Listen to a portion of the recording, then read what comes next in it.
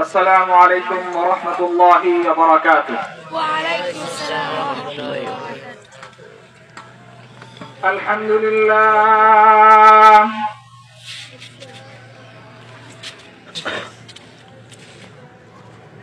الحمد لله وكفى وسلام على عباده الذين اصطفى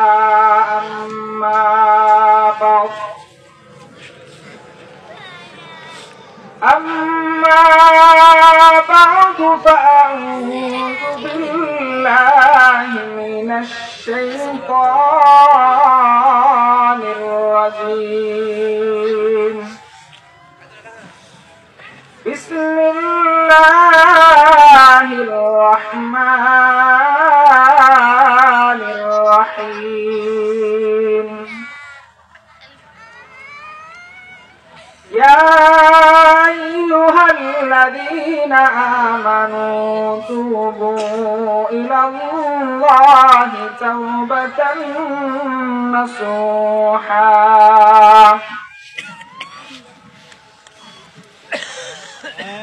وقال الله تعالى في موضع آخر: إن أول بيت وضع للناس للذي ببكة مباركا وهدى للعالمين. وقال النبي صلى الله عليه وسلم: كل بني آدم خطاء وخير الخطائين تواب. وقال رسول الله صلى الله عليه وسلم: من بنى لله مسجدا بنى الله له بيتا في الجنة، أو كما قال عليه الصلاة والسلام. صدق الله مولانا العظيم، وصدق رسوله النبي الكريم، ونحن على ذلك من الشاهدين والشاكرين، والحمد لله رب العالمين. درود شريف. اللهم صل على محمد وعلى آل محمد كما صليت على إبراهيم وعلى آل إبراهيم إنك حميد مجيد. اللهم بارك على محمد وعلى آل محمد كما باركت على إبراهيم وعلى آل إبراهيم إنك حميد مجيد. هیچ کس در ملک او انباز نہیں، قول او را لحن نہیں، آواز نہیں. هیچ کس در ملک او انباز نہیں، قول او را لحن نہیں، آواز نہیں. اللہ اللہ کا مبارک نام ہے، اللہ اللہ عاشقوں کا کام ہے. اللہ اللہ ایچ شیرین است نام،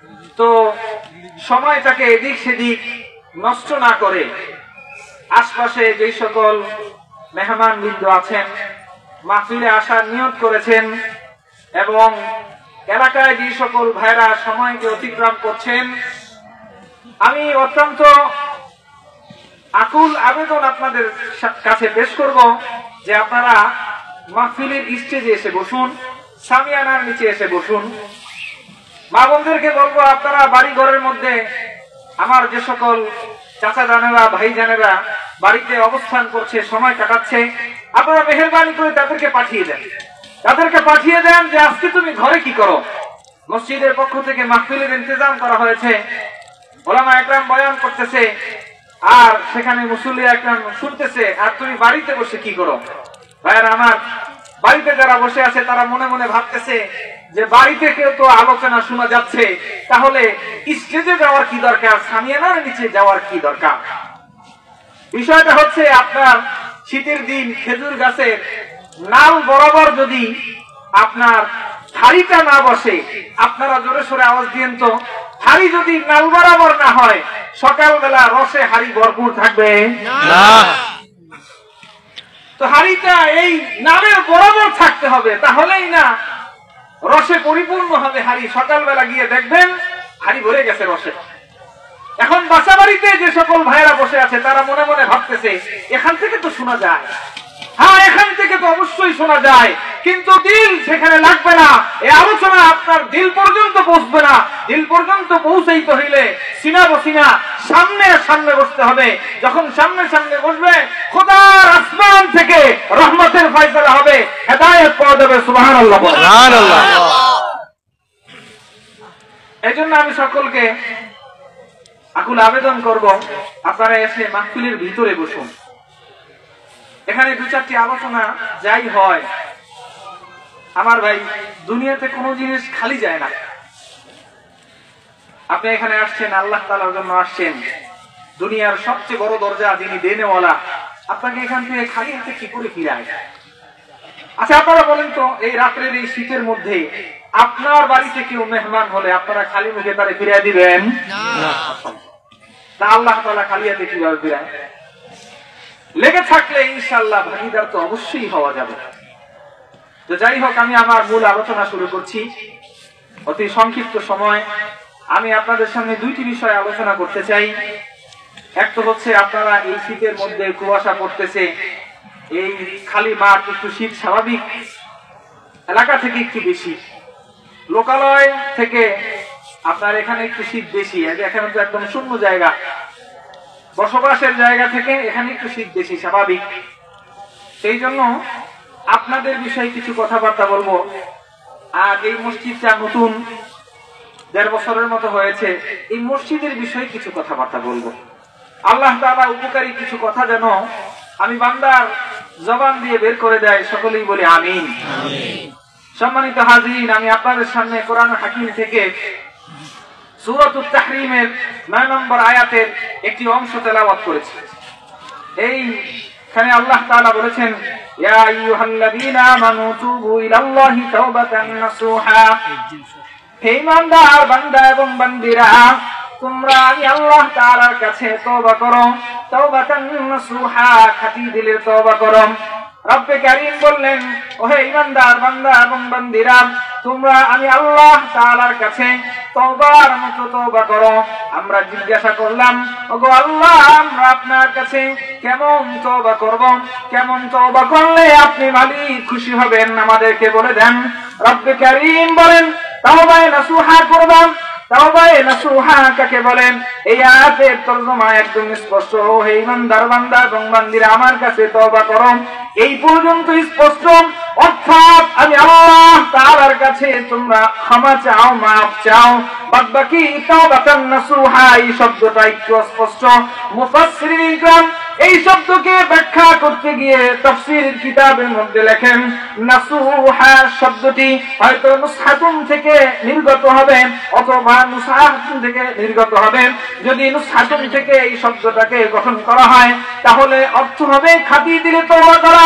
অর্থাৎ বান্দা যখন হাত উঠায় মালিকের কাছে ক্ষমা চায়, মাফ চায়, তখন শয়তান এইটা এটা বরদাস্ত করতে পারে না।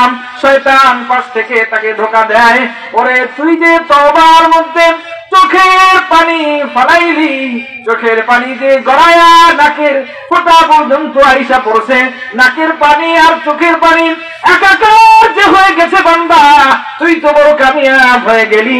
এই ধোঁকা যখন শয়তান দিতে থাকে তখন তওবাকারী মনে মনে ভাবে, আয় আমার তওবা মনে হয় কবুল হইছে, আমি তো বড় হাসি হয়ে গেলাম, আমি তো বড় আল্লাহর ওলি হয়ে গেলাম, আমি আল্লাহর খাঁটি বান্দা হয়ে গেলাম, আমি তো তওবা করতে পারি, আমার চোখে পানি আসে, আমি খুব ভালো। এই নিয়তটা যেন অন্তরের মধ্যে না আসে, ছোঁয়া যাতে না লাগে, এইটা যেন বান্দা গ্রহণ না করে, এই জন্য মুফাসসিরিন ইকরাম বলে খাঁটি দিলে তওবা করতে হবে। অর্থাৎ খাঁটি দিলে তওবা মানে আমি তওবা আল্লাহর জন্য করতেছি, আমি আল্লাহ তাআলার কাছে ক্ষমা চাইতেছি, কাউরে দেখাইতে না, কারো যশ খ্যাতির জন্য না, দুনিয়ায় কারো কাছে কিছু পাওয়ার জন্য না, কাউকে কিছু দেওয়ার জন্য না, নেওয়ার জন্য না, একমাত্র আল্লাহর জন্যই তওবা করতেছি। এই জন্যই এখানে তওবায়ে নাসুহা বলা হয়েছে। আর এক অর্থ হচ্ছে নুসাহাতুন থেকে যদি আসেন তাহলে নুসাহাতুন শব্দের অর্থ হলো সিরা কাপড় সেলাই দেওয়ার পরে যেমন সিরা কাপড় আর ছিঁড়া থাকে না, ওই সিরা কাপড়টা যেমন ব্যবহারের উপযোগী হয়ে যায়, আল্লাহ তাআলা এখানে তওবায়ে নাসুহার মাধ্যমে বুঝাতে চায়, ওহে বান্দা তোরে আমি বানাইছিলাম বেগুনাহ মাসুম, তোর জবানটা দিয়েছিলাম আমি পবিত্র, বলে মায়ের গর্ভের মধ্যে তোরে আমি খানা পৌঁছাইতে গিয়া আমি আল্লাহ তোর জবান দিয়া পৌঁছাই নাই, নবীর নালের মাধ্যমে নাপাক পৌঁছা দিছি, জিহ্বাটা যাতে নাপাক না হয়, জবানটা যাতে নাপাক না হয়, কণ্ঠ নালী যাতে নাপাক না হয়, এই কণ্ঠ নালী দিয়া আমাকে আল্লাহ বলে ডাকবি। আমি আল্লাহর ছেলে নাই, মেয়ে নাই, আমি আল্লাহর কেউ নাই, আমি আল্লাহ বড় মুহাব্বত করে বড় ভালোবেসে তোরে বানাইলাম, তুই আমি আল্লাহকে আল্লাহ বলে মুহাব্বত করে ডাকবি, পবিত্র জবানে ডাকবি, আমার জিকির করবি, আমাকে সাজদা দিয়া সুবহান রাব্বিয়াল আলা পড়বি, রুকুতে দিয়া আমাকে তুই সুবহান রাব্বিয়াল আযীম বলে আমাকে স্মরণ করবি, কোরআন তেলাওয়াত করবি। এই জবানটা আমি আল্লাহ আমার জন্য পবিত্র রেখে দিলাম, বলেন সুবহানাল্লাহ। বলে বান্দা তোকে আমি এই জন্য পবিত্র রাখলাম, পবিত্রতা দিয়ে তোরে সৃষ্টি করলাম, দুনিয়াতে পবিত্র অবস্থায় পাঠাইলাম, তোর আমলনামায় কোনো গুনাহ ছিল না, দিলটার মধ্যে কোনো গুনাহ ছিল না, গুনাহ হলো নাপাক, গুনাহ হলো কালি, এই কালি দিলের মধ্যে লাগলে দিল হলো স্বচ্ছ, বলে স্বচ্ছ দিলে গুনাহ যখন হয় একটা দাগ লাগে, দাগ লাগতে লাগতে স্বচ্ছ দিলটা পরিষ্কার পরিচ্ছন্ন দিলটা কালো হয়, এই কালো দিল তুই আল্লাহ বান্দা তুই দুনিয়ায় গিয়া বানাইলি, আমি আল্লাহ তোর এইরকম কালো দিল দেই নাই, আমি আল্লাহ তোকে বেগুনাহ মাসুম পবিত্র জবান পবিত্র দিল গোটা জিন্দেগিটা পবিত্র দিয়া পাঠাইছি, তুই গিয়া বালেগ হওয়ার পরে গুনার মাধ্যমে এটাকে অপবিত্র করলি, আজকে অপবিত্র মাধ্যমে আমি আল্লাহ তাআলার সাথে তোর সম্পর্ক ছিন্ন হয়ে গেছে, আমি আল্লাহর সাথে তোর সম্পর্ক নাই। বান্দা আর আল্লাহর যে সম্পর্ক থাকার কথা ছিল, তুই বান্দা জমিন থেকে আল্লাহ বলে ডাকবি, আমি আল্লাহ আরশ থেকে ফয়সালা করে দেব, বান্দা কি চায় ফেরেশতারা বান্দা কি চায় সরবরাহ করে দে। আজকে তুই ডাক দিলে আমি আল্লাহ শুনি না, কেননা তোর জবান নাপাক, দিলটা নাপাক, তোর দেহটা নাপাক, গুনাহের কারণে নাপাক হয়েছে, সম্পর্ক ছিন্ন হয়েছে, যেই সম্পর্কটা ছিল স্বচ্ছ এবং ভালো, সেই সম্পর্ক গুনাহের মাধ্যমে ছিঁড়ে গেছে, আলাদা হয়ে গেছে। এখন তওবার মাধ্যমে ওই সিরা কাপড়টাকে, সিরা সম্পর্কটাকে, আলাদা হয়ে যাওয়া সম্পর্ককে তওবার মাধ্যমে আবার মিলাইয়া দিবি, বলেন সুবহানাল্লাহ। অর্থাৎ তওবার দুই অর্থ, একটা অর্থের খাটি তওবা করা, দ্বিতীয় অর্থ হচ্ছে ভাঙা সম্পর্ককে আল্লাহ তাআলার সাথে মিলাইয়া দেওয়া। ওহে আমার ভাই, দুনিয়ার মধ্যে যত ধরনের আইন কানুন আছে, সব আইন কানুনের মধ্যে শাস্তি লেখা আছে, আপনি অপরাধ করবেন তো আপনাকে ক্ষমা করা হবে না, কিন্তু আল্লাহর আদালতে আপনি অপরাধ করে তওবা করবেন, তওবার মেডিসিন দিবেন, সাথে সাথে গোটা গুনাহ মাফ করে দিবে কে?